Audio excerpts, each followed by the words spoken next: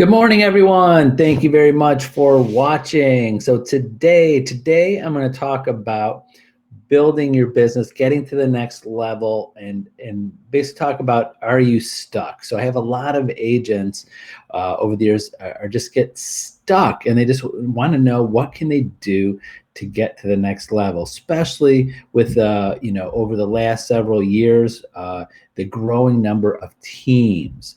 Now, I just not to talk about 28 years in the business, but 28 years ago, there was no teams. I mean, there was a few. I mean, not as many as are today. Today, it just seems like everybody wants to grow a team, which is good. It's a good thing if you want to be at that level. So today, I want to talk about the different levels of your business. And if you want to even go to the next level and building a complete business. So I try to compare this to other businesses. Sometimes there's small shops. You walk in there. I'll go back to the restaurant to comparison because we all see that. You go into a restaurant, it's a small restaurant. I'll say it's Italian restaurant, and the owner's there every day. The owner's seating you. Maybe one of the relatives or even the owner is out, is the chef too, is in the back cooking the food, bringing it out to you, sitting with you, and there's just one or two people there. And sometimes it's just so small, it might be one or just two people if you ever been in such a small restaurant. And those people, some of them are completely happy. They're at that level where their business is, they just want them. They want the quality, they want the control. They don't want to be millionaires. They don't want to be, they want to retire someday, but they're not looking to expand in a certain way that and want to be at a different level there. So number one today, let's say, like, what level do you want to be at? There's some very successful agents that sell 4, 5, 6 homes a year, and they love that extra money. They're not retiring on that money, and they're just living deal to deal, transaction to transaction. I seriously joke with a lot of agents that most of agents' accounting is closing, get the commission check, spend the commission check, or even worse, spend the check before they get it. So how many of us have done that in the past or currently doing it now? Are you spending the money before you even have it? So if a deal falls apart, it's like the end of the world. So those are different levels and I'm going to go over some stages of how you build your business and getting all the way from the beginning of your business to the end, which one of the end results can be having a team, having an actual business that is worth something, that is valuable, and can sell it. A lot of people build businesses, restaurants, and going back to that, and then they sell them to someone else because they have customers, they have a book of business, they have longevity, they've been there, they've been in the business, and it's worth something. Most agents just when they plan to retire or they get out of the business, it's just kind of they dwindle away to nothing. They just stop working and their business goes nowhere, and they don't take advantage, or never did, of all that book of business that they've been working with and selling houses to over many years. So that's a majority of agents. And also, I want to talk about making sure you're not part of the 85%. 85% of realtors are out of the business within 5 years, and just out time, out money. I mean, maybe they're financially ahead, but they're just burnt out. They just don't want to do it anymore, and there's no value there. So I want to give you some ideas. So I wrote a couple of these down of the different levels of the processes and where you need to do to grow your business and have a business that's self-sustaining and running and something of value. So first, of course, the first level is just being at the beginning. If you're a new agent, you're just starting the process, you have to concentrate on yourself and lead generation and how you're going to get leads. There's no business without leads. There's no business, just like any other business, there's no business without customers. Getting customers and keeping them happy and having them return as customers. Now, in real estate, where I express to agents is not, yes, every client you have will probably be buying or selling again in maybe 7 years. So make sure you stay in touch with them. But returning customers are kind of like referrals. You have to go out, everybody, you can't get the same customer to come back and buy a house from you every year unless they're an investor, but you have to make sure you're getting referrals out of every single one of your clients. They know people. If you did a good job, they will refer you. You have to ask for them. So number one is lead generation and concentrating on that. Two is diversifying your leads, making sure you're going at different avenues, your sphere of influence, joining networking groups, maybe buying some leads online, buying some ads on Facebook. You have to have, we've went over this in different videos. I don't want to, spend an hour on lead generation, but you have to diversify in all different aspects of that. Number three, you have to be consistent and actually convert these leads that you're getting in. Example, you're getting a lead from a referral from a friend or a relative or a past client. You have to learn how to convert them. Convert them doesn't mean all the time convert them right now, because they might not be ready to buy right now. So convert leads means you have to follow up with them, put them on a drip campaign email. You got to follow up with them every few months or year, and how you have to have a plan of how you're going to follow up and convert a lead. A lead is anybody. That's my opinion. Anybody that you talk to or meet or are connected to is a lead. Are they very, very cold? Did you even tell them you're in real estate? Are you going to follow up with them? Did you get your phone number? You get your email? Are you going to text them? Are you going to meet them face to face? What are you going to do to every single person you meet to stay in front of them and in front of mind and top of mind when they're ready to buy? So being consistent in conversion. When you get to that point, when you do those top three things, and you get to the point where you have to get to the point, just like any business, where you don't have enough you can't do it all of yourself. You got to get to that point before you go to the next level of business. You can't build a business and have all of these employees and big space and offices and, without customers, without leads. So you have to get to the point where you can't handle it yourself. You're up till 1 o'clock in the morning doing searches for people. You're up first thing in the morning, 5 a.m., replying to emails and juggling transactions that are current. If you're already there, you might be at that level where you're just running ragged because you're like, oh my God, I got these many transactions going on. And worse is when you find out too late, you miss something. Like I've had agents miss. I'm going, oh my God, yesterday was an inspection. I totally forgot to get there. I didn't have it in my calendar or missed it. I was on the phone. I was late. The customer was upset, or someone dropped the ball. The loan officer, the title company dropped the ball, and you weren't there to remind them, hey, we have closing this week. Why haven't you talked to my buyer and seller or talked to the loan officer, see if you have it clear to close? And then the clients blame you for being not that person to watch what they're doing. So if you get to that point where you're forgetting things and missing things and ruining your business because of it, then it's time to hire someone, hire an assistant. Now, that there's many different ways in that. I could spend a whole class on how to hire assistant, ideas, where to go. Should it be a virtual assistant? Should it be just a transaction coordinator? Should they go through your email? Should they answer your phone?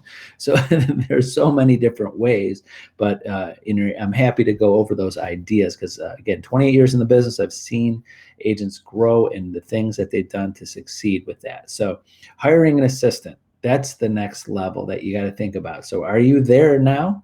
Not too many agents get to that point. Most agents just get to the top three things. When they get to that hire an assistant, they basically plateau there. They don't get because they don't have the time to prospect. They don't have time to ask for referrals. They don't have time to do things. So they don't make it through that. That's where most agents plateau, is hiring an assistant. And then taking that step back in income. The first thing, I don't want to hire an assistant. That might cost me, part-time, might cost me a virtual assistant. And virtual assistants can be transaction coordinators. There's ones that you could hire per transaction, just like maybe $250 to $300 a transaction. Some agents are like, whoa, I don't want to spend that. Well, you're going to have to invest when you get to that point.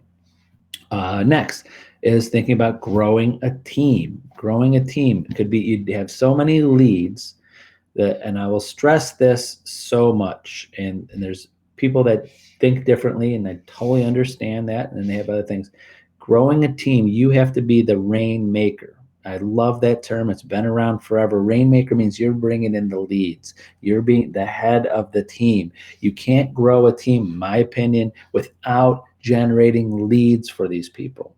If you're just the agents, you need, if you're not generating leads to give to people and you're just there for support, you better be with an office. I'm sorry, I'll put this out. You better be with an office that doesn't have a lot of support, doesn't have anything for the agents, so they see value in that. So I've seen many, many teams blow up, and because all the team leader was doing was offering support.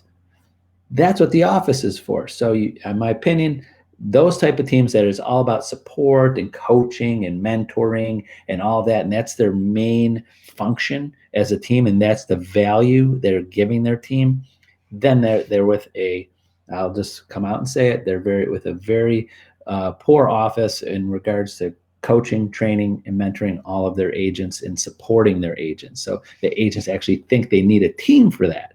They don't think they have it at the office. So if you want to grow a team like that, you better be with an office that can't support that too, or you'll lose members. Sorry, a little reality check, my opinion. So the team is something that you're going to need if you can't handle all of your leads, and that's when a team forms. Next level after that is when you start seeing your team taking, also bringing in business. So if usually it happens over time, you're giving them leads, they're converting those leads, they're doing a good job, and then those leads that you gave them are now referring them business, and then they're generating their own business, and it's a good balance. It's a good balance between you're giving them some leads and they're bringing in some leads from the leads you gave them. So hopefully that makes sense, but that's a good balance. There's got to be a good balance. If all of a sudden your team is bringing in 95% of the business themselves, that's when team members leave. If you're taking, not even going to go into, it's a whole nother class on how, compensation and ideas on how to compensate team members. But as soon as the team's bringing in more, then they say, why am I paying the team leader this? And they leave. You got to have a good balance of that. So if you're at that level and you want to build a team, or you're building a team and trying to keep team members, you got to have a good balance of giving and also them too. And I'll just go into it without going in detail. There's got to be different compensation for that, in my opinion. Next, when you get to this point, I've seen agent teams get to this point, and this is where the money starts coming in. Now, 28 years in real estate, been in business several, decades, and seeing good and bad markets, seeing good and bad things. One thing my father taught me that will always stick with me is some people can't stand success. What that means is sometimes you're doing so well, now you want to go to the next level. You're already pretty successful. You want to go to the next level, and you're going to risk it all and spend all of that income that you have on investing in your business again. You got to be very careful of that. Usually, when that happens, when the market is great, things are going so good. People are going, wow, this is great, especially people that have never been in a bad market. Then all of a sudden they invest all this in their business, and something happens in the economy, the business, things fall apart. And then the business, you've overextended yourself, you've invested in too much things, and that happened to so many businesses in 2008, 2009. And I remember a lot of you watching this haven't been in real estate. Half of you have not been in real estate more than 10 years. So you haven't seen when the bottom drops out. So when you get the point I'm getting to, when you get to that point and the money's coming in and the investment's coming in, be careful of your expenses. Don't overextend yourself. Don't get into, like, if you want to buy your own personal team office, or get into long leases, or buying a lot of things and tying up. So many people, they have that money and they want to spend it, save it, and stick with the basics. You got there without the money. Now you don't need more money to do it. So again, that's a whole class on ideas on balancing your business, because you want to grow a business. There's income and expenses and assistance and payroll and team members and customers to take care of. A lot of things to think about there. And last, to think about the last level that every big team or team of agents is, or business, is how am I going to exit this someday? Am I going to partly retire? Am I going to sell my business? Am I going to have someone else take it over, take a smaller percentage? There's different ways to find an exit other than being that typical agents that someday they go, I'm retiring, and just stop calling people, stop showing houses, let their license expire, and just don't go on with real estate. Don't even think about all the business they did in the past. So don't do that. Find a balance in between there. But I've seen many agents get to the point where they have a book of business, they have processes, procedures, they have a team of agents that are working on them, they have a whole database of past business and a system to check on them, follow up with them, get leads from them that can continue as a business, just like a medical practice, a dental practice, a law practice. You have clients, you have business, you've had it in the past. Keep it together so you can let that go to someone else or have someone else take that over someday. So that's the last level of that. And then you have an exit strategy of some type of retirement, a retirement income, and not having to run the team or run your business every day. And that's what a lot of people go. So those are the different levels of where you want to be. Again, the first three levels, a lot of agents just stay there and they're happy with that. So you just got to figure out where you want to be. Not everybody wants to be all the way to the team and have a book of business. I will tell you, from being a business owner for so long, is that not all the time it's a great thing to have. I see a lot of new agents, a lot of younger agents that are just, this is my goal. I want to own my own brokerage. I want to have a team, and I want to do this, and I want to do that. That's great, and I'd love to help them. But there are some people that just can't handle that. Not everybody can do that. That's why if it was easy, everybody would do it. So today, really think about what level do you want to be at. It's not always about more, because businesses are kind of like a bell curve. What I mean by that is that you're working hard, and the income's going up, and you're at the top here, and then all of a sudden something happens, or you try to expand, you try to do something, you try to get more expenses, you try to build something down, and then all of a sudden it goes down. And there's that, I never forget that, the law of diminishing returns. That's an economic or business term that I'll never forget, is that sometimes there's a point where you're expanding or doing something and you're making less money than you did when you were over here. And I know I see a lot of agents, if they would just look at their business, they would see, wow, I had more money in my pocket when I was doing 10, 15 deals a year. Now I'm doing like 30 deals a year. And I'm at that point where I have an assistant, I got a team member, and giving more money to them. And now I'm actually made more money kept more money in my pocket when I was doing 15. So I got to do 50 deals a year, not 35, to be more profitable than I was at 15. Does that make sense? I know I could go on for hours just about that.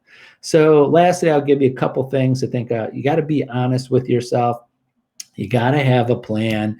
You got to make sure you're accountable and track and measure. So those are the four things that in my notes I wrote down that are most important. You got to be honest with yourself of where you want to be and where you want to go. You got to have a plan and deadlines of when you want to. You can't say, well, I want to do this, and then 15 years later in real estate, you haven't hit that point. You got to have a deadline to this.